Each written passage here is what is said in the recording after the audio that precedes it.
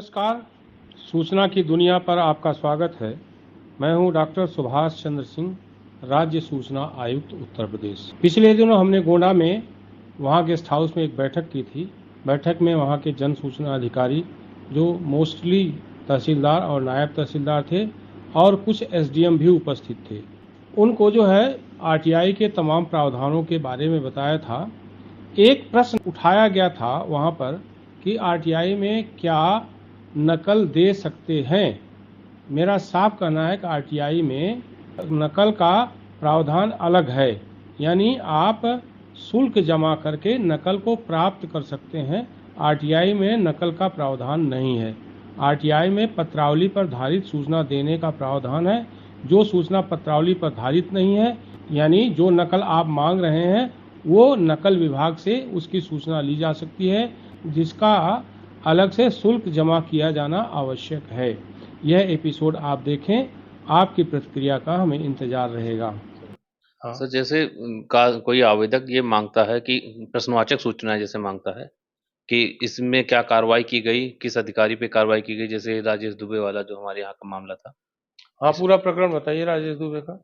Sir, इसमें एक एक सहखातेदार ने अपने दूसरे जो सहखातेदार है उसके विरुद्ध आरटीआई में एप्लीकेशन के थ्रू जवाब मांगा था कि उसका जमीन पे जो विधिक बंटवारा किए बिना जो उसको सूचना दी गई है वो किस आधार पे दी गई है और जिस अधिकारी द्वारा दी गई उस पर क्या कार्रवाई की गई। तो जैसे सर ये प्रश्नवाचक सूचनाएं हैं, इसमें क्या जवाब दिया जाना चाहिए सर? नहीं, आप देखिए 30 दिन के भीतर उसको एक बार तो मुझे लगता है कि बुला के जानना चाहिए कि आखिर सर सर वास्तविक समस्या क्या है। जी हो सकता है उसमें खुल कर की चीजें आए, सर। क्योंकि इतने से बहुत स्पष्ट नहीं हो रहा है कि वो मांगना क्या चाहता है। मुझे लगता है कि जैसे आपने कहा कि उस पर कोई क्या मतलब उस जमीन पर कोई कोई उद्योग बिजनेस। हाँ सर, उस पे सर गैस हाँ, agency gas second agency second हो पार्ट गई है। कब का सर, मामला है? 2013 का सर। 2013 का सर मामला, 10 साल पुराना जी। मामला है। अब उस समय कुर्राफाट हुआ था कि नहीं नहीं हुआ हुआ था, था सर पूरा ये पाठ। देखना पड़ेगा। जी अगर कुर्राफाट नहीं हुआ था सर। तो उस समय विधान क्या था? जी क्या कुर्राफाट किए बिना, सर। क्योंकि भाई भाई के बीच में, पिता जी पुत्र या भतीजों के बीच में सामान्य रूप से अभी यह है, अगर बहुत विवाद पैदा न हो तो जो जहां जिसका कब्जा है वो उसका मान लिया जाता है। सर। हालांकि ऐसा होना नहीं चाहिए, विधिवत विभाजन होना चाहिए, जी कुर्राफाट होना चाहिए, जी और सबका अलग अलग जो है वो हिस्सा होना चाहिए। हो सकता है 13 के आसपास उस तरह का कोई विधान ना हो, या विधान हो तो इस तरह का परंपरा में हो कि जो कब्जा जिसका है वो अपना जो कारोबार करना चाहे। बाद में जटिलताएं परिवार में जब पैदा होती हैं तो इस तरह की बातें आती हैं। हो सकता है उसके परिवार में जटिलता है, उसने पूछ दिया हो। तो वर्तमान जो स्थिति उसकी अगर कोई जांच है तो जांच रिपोर्ट आप दे दीजिए। अब जांच रिपोर्ट पर क्या कार्रवाई हुई, ये कार्रवाई तो आप बता नहीं सकते, क्योंकि जी जी आप जन सूचना अधिकारी हैं, कार्रवाई करने का आपका अधिकार नहीं है। वो किसी और फोरम पे जा सकता है जी कार्यवाही के लिए, किसी और फोरम पे जा सकता है। अब कार्यवाही के बारे में आप क्या बताएंगे? जी। जैसे वो सर किसी घाटे वो उस घाटे की लंबाई चौड़ाई मांग रहा है भाई, कितना। लंबाई चौड़ाई आपको देना नहीं है। जी लंबाई सजेस्ट चौड़ाई के करना अलग पड़ेगा। से आवेदन दे। जी लंबाई चौड़ाई के लिए नक्शा। धारा 24 है शायद। जी अपना नक्शा तो प्राप्त करके हाँ, ढांचा। जी नक्शा प्राप्त करके, या नक्शा उसके पास हो सकता हो, जी धारा 24 में अलग से आवेदन दे और लंबाई चौड़ाई करवाए। अब 10 रुपए के आरटीआई में पूरा उसकी लंबाई चौड़ाई खतौनी और सब आप दे दें, ये संभव भी नहीं है सर। और दे भी नहीं है। सर, न्यायालय में पत्रौलें चलती हैं सर, और कई सारे न्यायालय में कार्रवाइयों का प्रोसीजर्स होते हैं सर। तो कई बार ये मांगा जाता है पत्रौली की पत्रौली इस दिन पेश हुई तो आपने क्या सुना, पत्रौली के ऑर्डर शीट दीजिए। जबकि सर इस चीज़ की वहाँ उनके अधिवक्ता होते हैं और वो नकल के माध्यम से भी इस चीज़ को ले सकते हैं। लेकिन बार बार सर पूरी प्रोसीजर पत्रौली की मांगी जाती है। हाँ, तो नकल के लिए आवेदन करें, और जितना प्रोसीजर हो सब आप नकल के माध्यम से आप दे दें। ऐसा सामान्य रूप से जो वकील करते हैं, सर क्योंकि उनको उसको प्राप्त करने के बाद वो केस स्टडी करके तो आगे आगे बहस का आधार तैयार करते हैं, मुझे ऐसा लगता है। सर तो वो नकल के लिए जो प्रक्रिया हो उस प्रक्रिया का पालन करें, और वो अगर शुल्क देकर के नकल प्राप्त करनी हो तो शुल्क देकर नकल प्राप्त करें। हमारे यहाँ आयोग में भी है, जैसे हमने कोई फैसला सुना है, अंतिम फैसला हमने सुना दिया, नहीं अंतिम हुआ, बीच में ही कोई नकल कर अगर लेना चाहे तो उसकी बाकायदा जो है नकल प्राप्त करने का एक प्रावधान है। रजिस्ट्री डिपार्टमेंट में हमारे यहाँ नकल के लिए वो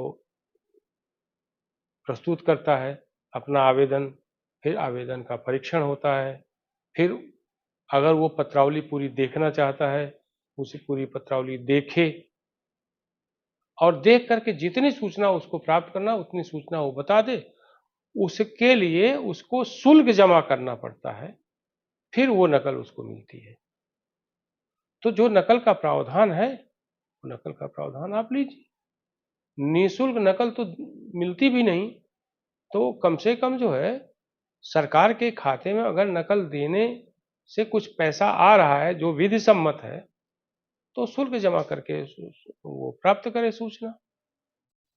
नकल देने का आरटीआई में कोई प्रावधान नहीं है। लंबाई चौड़ाई क्षेत्रफल बताने का कोई प्रावधान नहीं है आरटीआई में। उसके लिए मतलब आरटीआई में आप ये मान कर चलो कि अगर समस्याओं के समाधान के लिए उसने आरटीआई लगाई है, तो समस्या के समाधान के लिए आरटीआई नहीं है। समस्या के समाधान के लिए बहुत सारे फोरम हैं। आप उसको 30 दिन के भीतर जो पत्रावली पर आधारित सूचना है वो दें और आगे के लिए वो उसको कह दें कि भाई आप यहाँ से ये सूचना प्राप्त कर सकते हैं। सारी सूचना एक जगह से हम नहीं दे सकते, जो हमारे पास है हम वही देंगे। सर जैसे मेरा एक आरटीआई पड़ी है सर, उसमें उन्होंने ये कहा है आपकी आरटीआई पड़ी है या आपके यहाँ आरटीआई है? मेरे यहाँ न्यायालय में आरटीआई पड़ी है। हाँ ठीक। उनको ये पूछा गया है कि मैंने आप एक बार परिचय फिर से दे दें। मैं भारत भार्गव, एसडीएम तरबगंज। एसडीएम तरबगंज। हाँ आप बताइए। मेरे न्यायालय में सर एक आरटीआई पड़ी है जिसमें ये पूछा गया है कि मेरे द्वारा दिनांक 20 तारीख को एक आपत्ति डाली गई और उसमें ये सूचना दी गई, फिर भी आपने मेरे विरुद्ध निर्णय कर दिया, इसका कारण बताइए। तो सर इसका क्या जवाब नहीं, देंगे? इसका कारण तो बता ही नहीं सकते सर। कारण इसलिए नहीं बता सकते कि हमने क्या क्या निर्णय देने का क्या कारण है, ये पत्रावली पर धारित है और आप उसकी नकल ले लीजिए ना। अब हम कारण बताने के लिए थोड़ी नहीं यहाँ बैठे हैं, हम तो निर्णय हमने सुना दिया। जैसे मैंने कहा ना, सूचना आयोग में हमने कोई निर्णय किया, अब हमसे अगर कोई पूछे कि आप कारण बताएं कि मेरे विरुद्ध क्यों निर्णय दिया, आप फिर पत्रावली देख लीजिए, उसमें कारण निवारण सब होगा। अब ये बताने का कोई वो नहीं है कि हम आपको कारण बताएं कि हमने आपको ये निर्णय क्यों दिया। इसलिए जो निर्णय दिया है वो पत्रावली पर है और आप नकल ले लीजिए। और अगर वो कहते हैं कि हमको पत्रावली दे दीजिए, तो पत्रावली नकल से प्राप्त कर सकते हैं।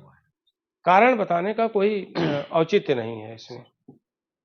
और किसी का कोई? यशवंत राव सर, उप जिलाधिकारी न्यायिक, मनकापुर और तरबगंज। अच्छा, मनकापुर और तरबगंज दोनों है। हाँ, सर जन सूचना अधिकारी अन्य विभागों को जो सूचना अंतरित कर देता है और निर्धारित समय पर वो सूचना नहीं देते हैं, रिमाइंडर देने के बावजूद भी, तो माननीय आयोग में जन सूचना अधिकारी को ही जाके उपस्थित होकर आपने अगर अंतरण कर दिया 5 दिन के भीतर, तो आपकी जिम्मेदारी खत्म हो गई ना जी। अंतरण करते समय आप ये तो लिखते होंगे कि ये सूचना आपके यहाँ धारित है, ये सूचना हमारा पत्र मिलने के 30 दिन के भीतर आप दे दीजिए, अन्यथा आप जिम्मेदार होंगे। शायद ये नहीं लिखते होंगे। लिखते हैं, लिखा है। अगर ये लिखते हैं तो उसकी जिम्मेदारी है। जन सूचना अधिकारी को बुलाया जाता है, तो आप जो अंतरण पत्र आपने दिया है वो अंतरण पत्र प्रस्तुत कर दिए कि ये सूचना हमारे पास नहीं थी, नहीं धारित थी, हमने इस विभाग को, इस अधिकारी को अंतरित कर दिया पदनाम के साथ। अधिकारी के नाम बताना जरूरी नहीं है, क्योंकि पदनाम से सारी चीजें होंगी। ठीक है, हमने अंतरित कर दिया, ये सूचना देने की उनकी जिम्मेदारी है, उनको बुलाया जाए।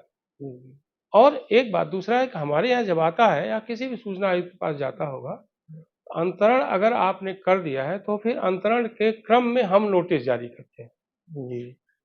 आप एक प्रकार से अवमुक्त हो गए।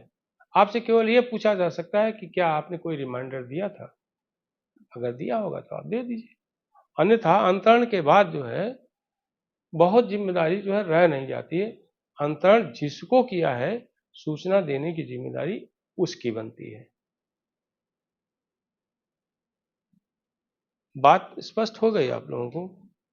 तो मुझे लगता है कि आप आज की बातचीत को यहीं समाप्त करते हैं हम लोग, क्योंकि थोड़ा आरटीआई के बारे में भी हमने बता दिया और कई सारे अच्छे प्रश्न भी आए जिनका हमने जवाब दिया। उससे मुझे आशा है कि आप लोगों को आरटीआई के बारे में थोड़ी और स्पष्टता हो गई होगी। आप इस YouTube चैनल को लाइक करिए, सब्सक्राइब करिए, कमेंट करिए और शेयर ज़रूर करिए।